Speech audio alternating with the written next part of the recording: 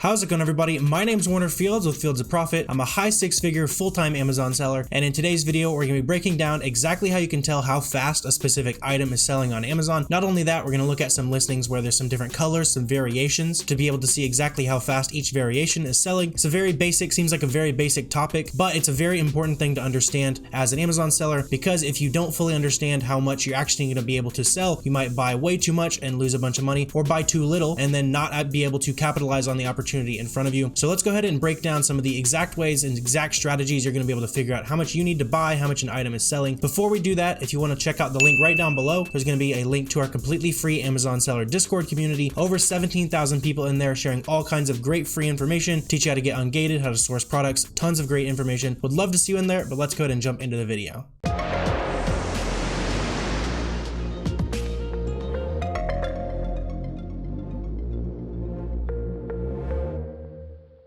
So for this video, we're going to start from probably the simplest ways, the easiest ways to see how fast specific items are selling. And then towards the end, we'll get more and more advanced, go into some of the strategies that I use to actually calculate how many items I should actually be buying in order to sell a good amount of products on my store. So the first and easiest way to figure out how fast items are actually selling is just to go down here to the sales rank portion of an item. So in this case, we're just going to look at this specific product here. And this one's ranked pretty high. So I might actually go ahead and use this just as an example. This is going to be a very, very rough estimate, which is why it's it's the easiest way to figure out how fast items are selling. You wouldn't even need Keepa to do this. All you got to do is go down here to the bottom to the best sellers rank. This is just telling you how it compares to every other product in that category. So we're going to take that 13,500 right here, paste it into here. We're selling in the US and we are in the baby category here. We're going to go ahead and press estimate sales, and it looks like it's spitting out 180 sales per month on this item. So that's a very, very rough estimate of how fast this item is actually selling. I don't know how much I trust that estimate just because it seems a little inaccurate,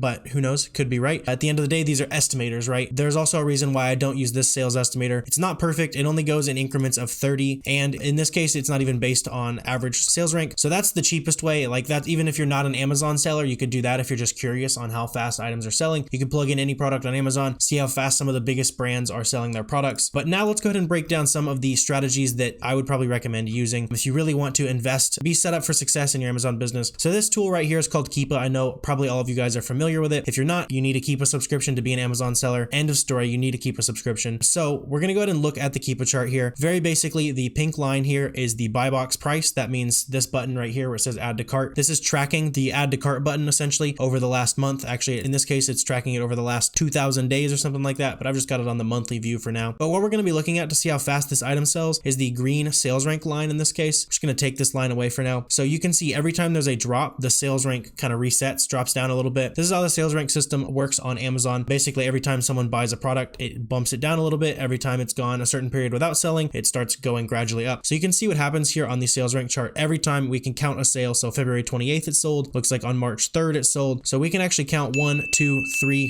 4, 5, 6 sales on this chart right here. This is 6 drops. Very easy to see how fast this item is selling. But this specific strategy for figuring out how fast things sell doesn't really work, especially when you get to faster selling products. You can see in this case, just this one right here where it's just selling a little bit faster. You can see how much more complicated it would get to start counting drops. And then once you get into the stuff that's selling really, really fast, you just can't count the number of drops. The sales rank behaves differently. So that's where having sales estimators is going to come into play. I specifically really like this one called SellerAmp. It's got a bunch of, not only a sales estimator right here, but a ton of other features are on this tool. Highly would recommend it. I use it with my virtual assistant team every day. You can reverse source with it. Absolute multi-tool. And there is actually a coupon code for SellerAmp down below. If you guys are interested in that, you can use code LAUNCHPAD for a 2-week free trial, 50% off your first month. So it's a really good deal there. It's like 20 bucks a month. So it's definitely worth it. But this is what I use to estimate sales on pretty much any listing that I'm going to be hopping onto. So we can see that SellerAmp is telling us this item is selling 45 times a month. And interestingly, that estimate is way different from the one we got from Jungle Scout. So you can see here, their estimates, right? They're not always going to be perfect. One might be better than the other. In this case, I would probably lean closer to SellerAmp's estimate on this. But at the end of the day, you're going to need real sales data to figure out how fast items are selling. So now that we can roughly see that this item is selling selling 45 times a month. It seems fairly straightforward, right? We're going to break down how much I would recommend buying on this product, but first let's talk about what happens when you have variations, or you have different sizes, different colors on an item.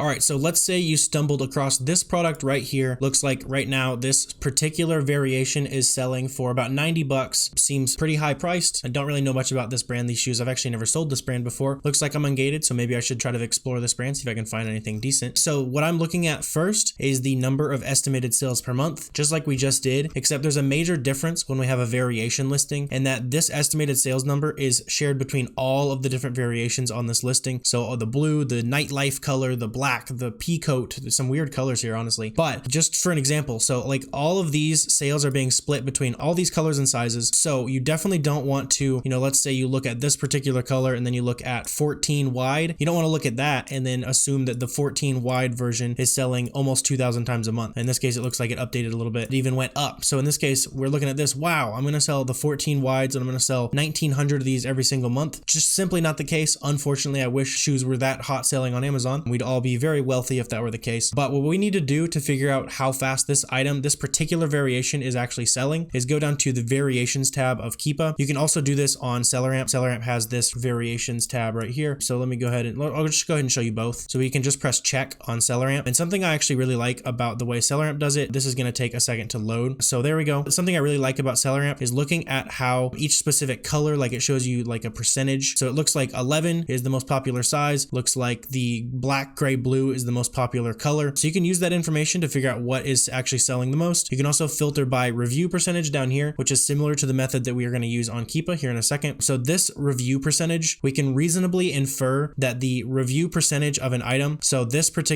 black, gray, blue 10 wide has 5% of the reviews on this listing. So we can reasonably infer that 5% of the sales are assigned to that specific color. So we can take this number, multiply it by 5%. In this case, that would get us somewhere around, what's that, like 100 sales per month. We can also use Keepa to do this. I typically look at Keepa because it also counts the number of ratings. I'm just showing off some different ways you can check it here. So I like to filter by the number of ratings. You can see there's more ratings than there are reviews because reviews involve actually leaving feedback, that kind of stuff. Ratings, the customer just clicks the button, clicks 5 stars, rate, and good to go. So we get a little bit more data to roll with there. So I like to look at ratings. And when we're looking at ratings here, we can see that this nightlife black size 11 has 4% of the ratings here. So we can multiply that again by the estimated sales per month. And then we can infer that we're going to sell about 80 units of these every single month. Not that we're going to sell 80 units every month, but the listing as a whole. The specific color, the specific size is selling 80 units a month. So now that we know that this specific size is selling 80 times a month, we're going to go ahead and figure out how many of these units we would actually want to go ahead and buy. If you want to get really, really precise with it, what I would do is I would go over here to the offers tab. I'm going to go ahead and move myself over here again. And it looks like this is a very rare case, honestly, where typically you're going to be counting the number of competitive sellers. What that means is the number of sellers who are FBA and who are tied for the buy box price or within a couple percentage points of the buy box price. Those are the main important things you should be looking at when you're counting competitive sellers. That's basically just counting how many people you're going to be worrying about competing with. So in this case, very rare example where 9 people are actually tied for the buy box here. This is an FBM seller, so we don't have to worry about them. So we would be the 10th seller on this listing. So let's say, just looking back up here at the top, looks like this is going for 90 bucks. Let's say we're able to buy this for 45 bucks, find a nice little ROI on this product. Maybe you got it on clearance somewhere, maybe JCPenney, online sale, something like that. And then in order to figure out how many we want to sell, you're going to add yourself into these competitive sellers down here. So you'd be the 10th competitive seller. Divide that by the 80 units a month we just figured out we can sell. So that means you'd be selling about 8 units of these every single month. So that's very basically how I would go ahead and break that down. Again, if we want to go ahead and look back at this other product we looked at, so it looks like this product is selling 45 times a month. Now we're going to do the exact same thing. We're going to count the number of competitive sellers on here. Looks like this guy is not competitive because he's FBM. So we've got 1, 2, 3, 4, and 5, maybe 6 competitive sellers here because their prices start to go up and they start to become FBA fulfilled. So we would probably be the 7th competitive seller on this listing, meaning that we would be able to sell about 8 units of this every single month. Funny how that worked out there. 8 or 9 units of this product every single month. So again, it's not like a perfect formula. And at the end of the day, I very rarely rely on calculating,